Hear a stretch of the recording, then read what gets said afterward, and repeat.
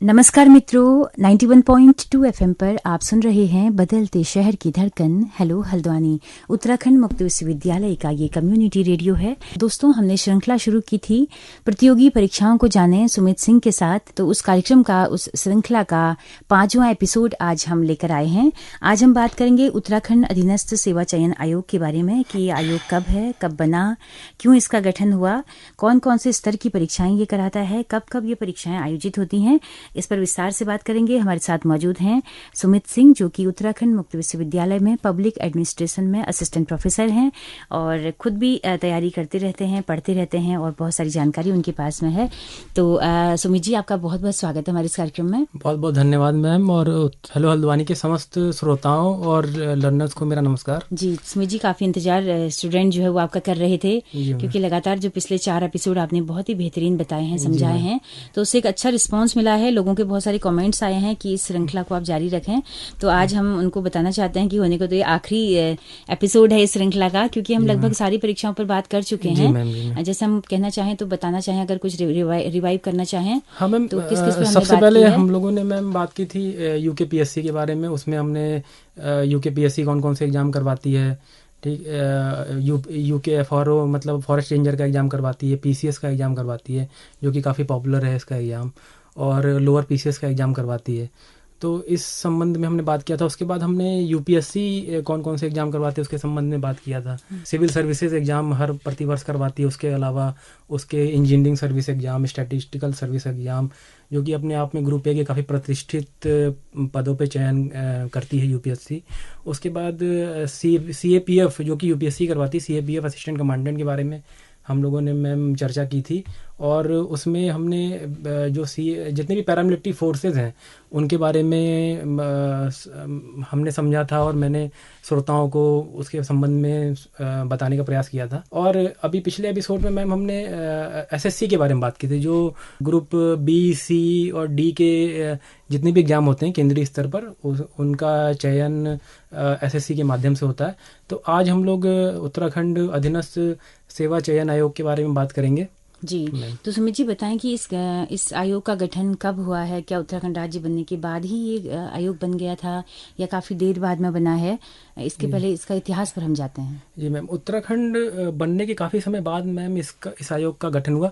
इस आयोग के गठन होने के पीछे भी एक कारण था कि जो हमारे राज्य स्तर पे जो ग्रुप ए और बी के जो पदों का रिक्रूटमेंट होता था वो तो आपकी यूकेपीएससी कर लेती थी। जैसे आप पीसीएस का और लोअर पीसीएस के थ्रू जो आपके एचडीएम और डीएसपी लेवल के अधिकारी थे उनका चयन तो यूकेपीएससी के थ्रू हो जाता था। लोअर पीसीएस के थ्रू जो आपके अधीनस्थ एग्जीक्यूटिव ऑफिसर होते थे, जैसे एक्साइज इंस्पेक्टर जैसे पदों का चयन आपका यूकेपीएससी के माध्यम से कर लिया जाता था। लेकिन जो ग्रुप सी और डी के जो पद होते थे उनका चयन विभागीय स्तर पर होता था। जैसे आपके पटवारी का चयन हो गया, पटवारी का चयन होकर विभिन्न विभागों में जो क्लर्कों का चयन हो गया, तो ये सारे, और नगर निगम में जो आपके टैक्स कलेक्टर होते थे उनका चयन हो गया। तो ये सारे ही जो पदों पे चयन होता था वो आपका विभागीय स्तर पे होता था। तो जब विभागीय स्तर पर इनका चयन होता था तो ये देखने को मिलता था काफ़ी धांधलियाँ होती थी, क्योंकि विभागीय प्रमुख और पटवारी के चयन में देखा जाता था कि डीएम स्तर के अधिकारी चयन में अंतिम निर्णायक भूमिका रखते थे।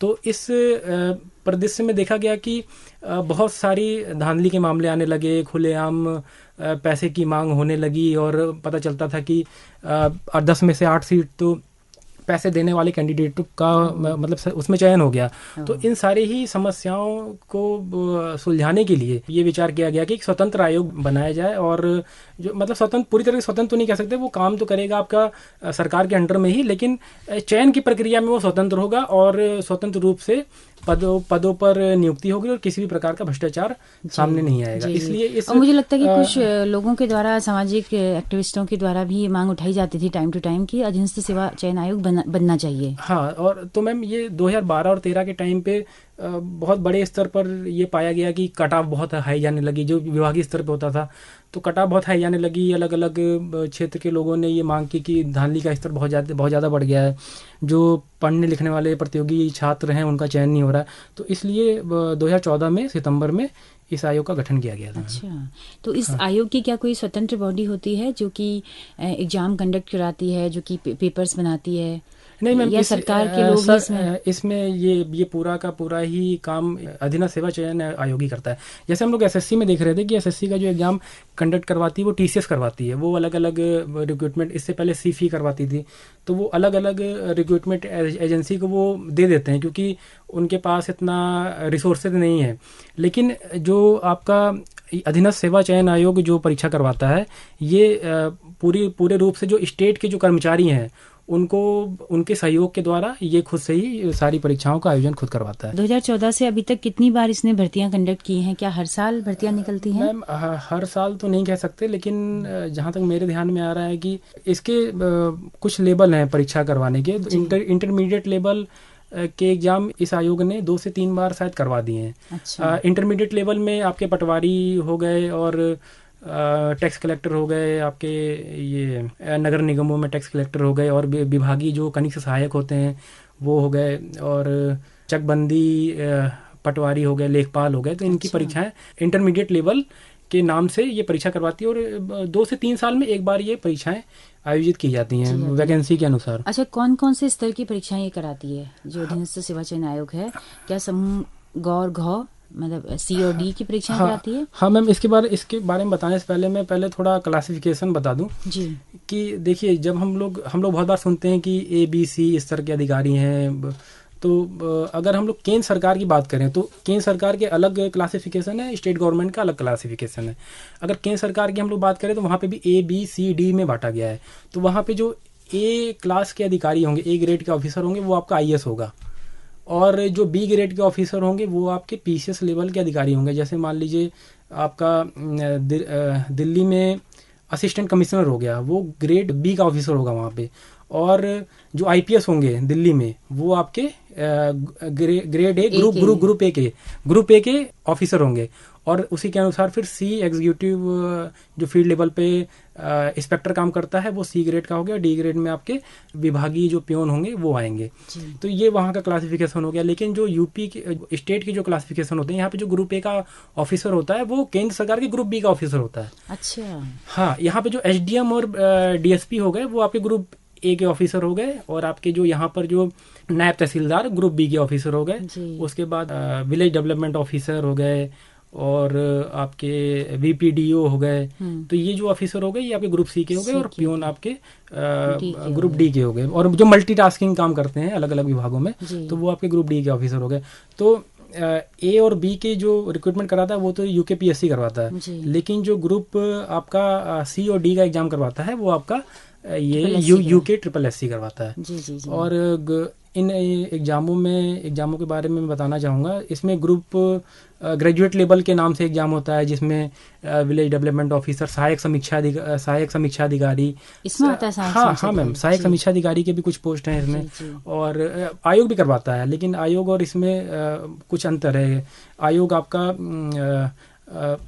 UKPSC के लिए और आपका केंद्रीय सचिवालय के लिए जो समीक्षा अधिकारी होते हैं उनका एग्जाम वो करवाता है। बाकी जो समीक्षा अधिकारी होते हैं उनका एग्जाम तो क्या सचिवालय के अलावा भी कहीं और भी विभागों में सहायक समीक्षा अधिकारी होते हैं? हाँ मैम, सचिवालय के अलावा आपका महाअधिवक्ता कार्यालय में भी समीक्षा अधिकारी होते हैं। अच्छा। हाँ, तो सचिवालय के लिए जो भर्तियां कराएगा वो लोक सेवा आयोग कराएगा, और UKPSC के लिए भी जो समीक्षा अधिकारी होंगे वो भी लोक सेवा आयोग करवाएगा, और UKSSC के लिए भी जो सहायक समीक्षा अधिकारी होंगे वो भी UKPSC करवाएगा। और महाअधिवक्ता कार्यालय के लिए शायद ये करवाता है आपका UKSSC करवाता है। और आपका सहायक समाज कल्याण अधिकारी हो गए, सहायक चकबंदी अधिकारी हो गए। तो ये जो पोस्ट है इनका एग्जाम आपका UKSSC करवाता है ग्रेजुएट लेवल के नाम से। और उसके बाद फिर इंटरमीडिएट लेवल के नाम से ये एग्जाम करवाता है, जिसमें कनिष्ठ सहायक, जिसके बारे में बताया था मैंने, और आपका पटवारी हो गए, लेखपाल हो गए। इनका ग्रुप C और ये इंटरमीडिएट लेवल के नाम से ये एग्जाम करवाता है। और फॉरेस्ट गार्ड जो फॉरेस्ट। अच्छा, ग्रुप सी में इंटरमीडिएट लेवल भी आता है? हाँ, ग्रुप सी में मैम इंटरमीडिएट लेवल भी आता है, क्लर्क और जो फील्ड लेवल पे निचले स्तर के तो अधिकारी ग्रुप डी में क्या होती है क्वालिफिकेशन? ग्रुप डी में मैम आपके 10th। अच्छा, 10th मैम, हाँ 10th और कहीं कहीं पे 8th भी मांग लिया जाता है। अच्छा, तो ग्रुप डी का क्या निकली हैं भर्तियाँ? ग्रुप डी की मैम भर्तियां अभी तो फिलहाल में मेरी जानकारी में मैंने 3-4 साल से मतलब मेरे ध्यान में नहीं आ रहा ग्रुप डी की कोई मल्टीटास्किंग के नाम से निकली हो, क्योंकि एसएससी में देखें तो हर साल निकलती है। एसएससी में मैम हर साल आपका स्टाफ सिलेक्शन कमीशन मल्टीटास्किंग के नाम से एग्जाम कंडक्ट करवाता है, लेकिन आपका ये यूके SSSC में मुझे अभी फिलहाल में तो कोई ऐसे एग्जाम देखने को नहीं मिल रहे। और मैम ये जो फॉरेस्ट डिपार्टमेंट में जो फॉरेस्ट गार्ड होते हैं उनका एग्जाम यूके SSSC करवाता है, और एसआई का एग्जाम यूके SSSC करवा रहा है, पुलिस की भर्ती यहाँ पे यूके SSSC करवा रहा है। तो अपने आप में एक बहुत बड़ी संख्या जो सरकारी कर्मचारियों का चयन हो रहा है वो यूके SSSC के द्वारा ही कंडक्ट करवाया जा रहा है।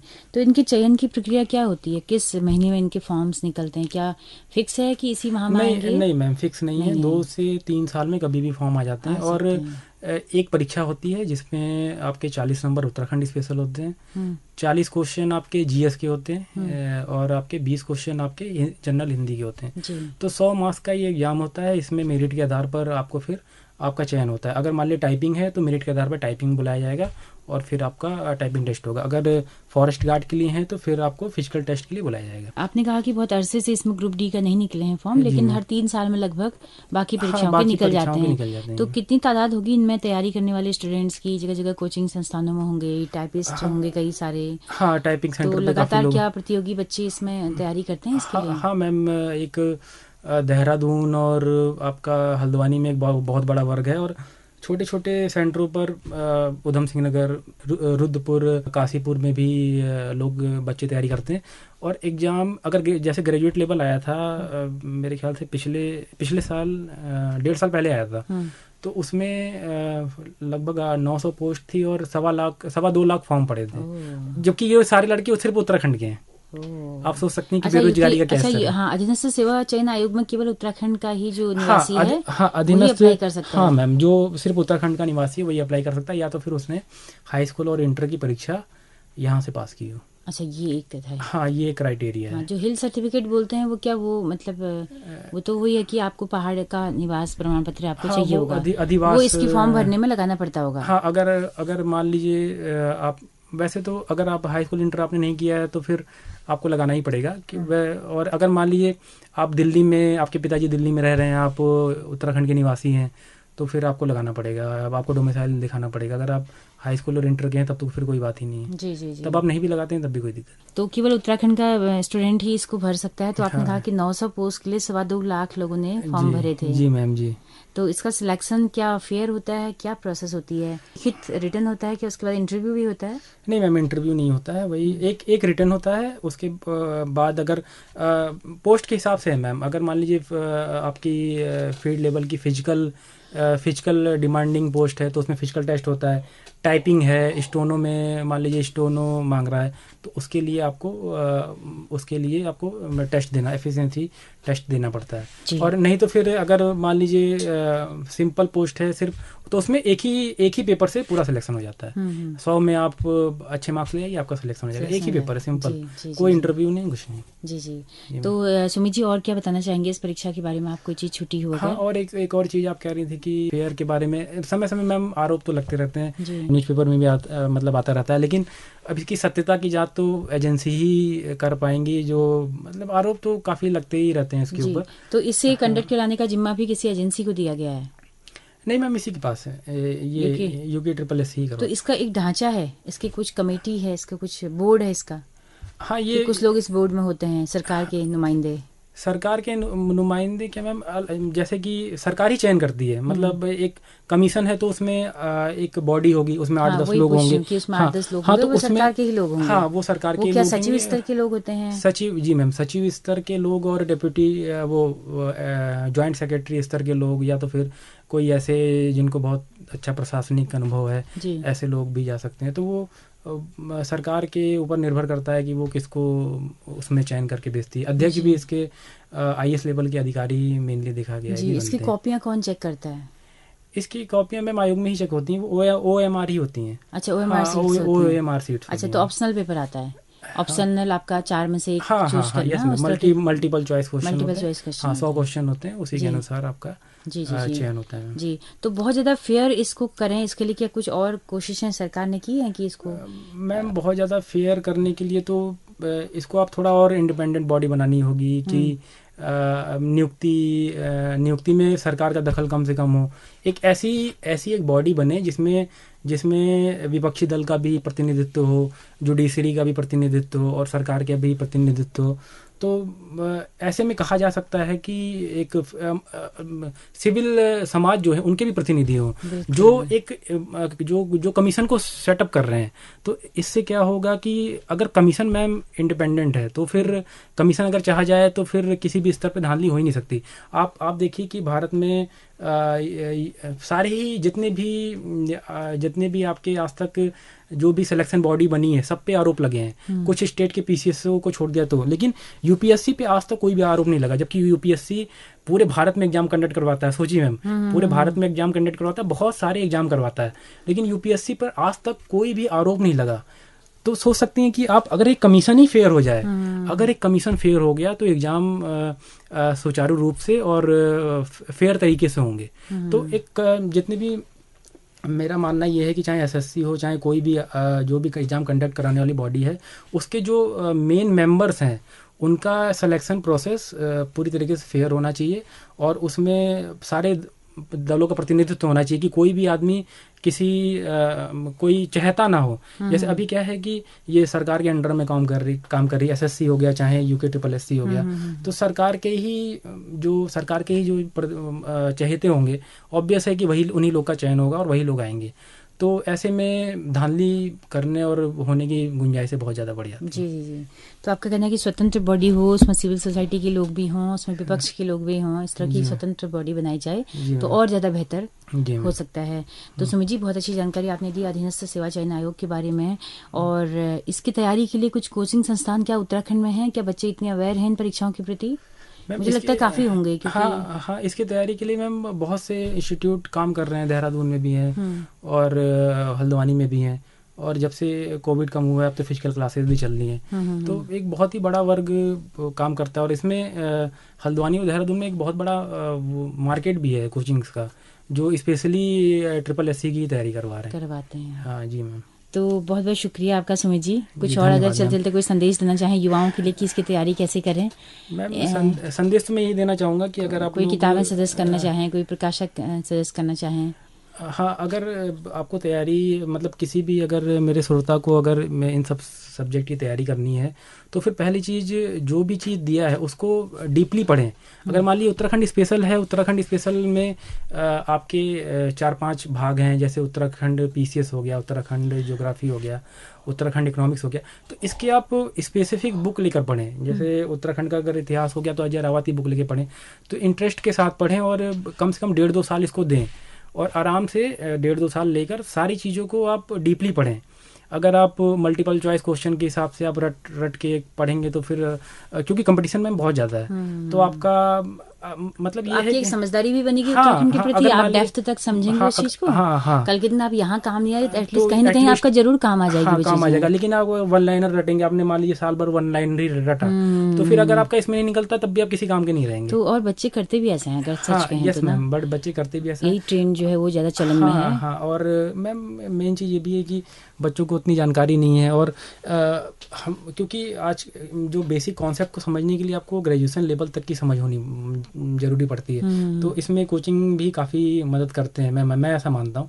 लेकिन यूट्यूब के दौर में आप अगर मान लीजिए आपने बुक ली और उसमें आपको कोई कॉन्सेप्ट समझ में नहीं आ रहा तो यूट्यूब से भी आप समझ सकते हैं। बिल्कुल। हाँ, तो GS के भी जो भी टॉपिक है उसमें भी आप स्पेसिफिक सब्जेक्ट की तैयारी कीजिए। जी जी जी। हाँ, और तो को समझने का प्रयास कीजिए। जी, तो कॉलेज टाइम से ही मुझे लग रहा है कि इसके तैयारी में लोगों को जुट जाना चाहिए। हाँ, इंटरमीडिएट के अगर आप सरकारी सेवा में आना चाहते हैं तो इंटरमीडिएट के बाद ही आपको तैयारी करना शुरू करें। मतलब दिन के 1-2 घंटे आप पर्टिकुलर तैयारी के लिए दें। हाँ, अगर आप ग्रेजुएशन करते करते 3 साल भी अगर आप दो 3 घंटे देते तब भी मुझे लगता है सफिशिएंट है किसी भी एग्जाम को निकालने के लिए। बिल्कुल बिल्कुल बिल्कुल। तो हमारे उत्तराखंड में इस तरह का माहौल बने कि बच्चों को इस तरह के गाइडेंस मिले, अच्छे टीचर्स मिले जो गाइड करें कि कैसे पढ़ना है, अच्छे संस्थान मिले, अच्छी किताबें मिलें। तो आपका बहुत बहुत शुक्रिया सुमित जी। हम उम्मीद करेंगे कि कोई और नई श्रृंखला हम, क्योंकि ये तो आज आखिरी एपिसोड है इस श्रृंखला का, तो कुछ और नया हम सोचते हैं कि युवाओं के लिए हम कुछ और बेनिफिशियल ला पाएं। तो आपका बहुत बहुत शुक्रिया। धन्यवाद मैम। तो दोस्तों आप सबका भी बहुत बहुत धन्यवाद। इस कार्यक्रम में अंत तक आप हमारे साथ बने रहे। अगर ये कार्यक्रम आपको पसंद आया हो, कोई क्वेरीज आपकी हो, तो अपना फीडबैक हमें जरूर दीजिएगा। हमारा यूट्यूब चैनल है, फेसबुक पेज है हेलो हल्द्वानी नाम से। आपकी फीडबैक का हमें बहुत बेसब्री से इंतजार रहेगा। इसी के साथ अपने रेडियो मित्र सुनीता भास्कर को दीजिए इजाजत। नमस्कार।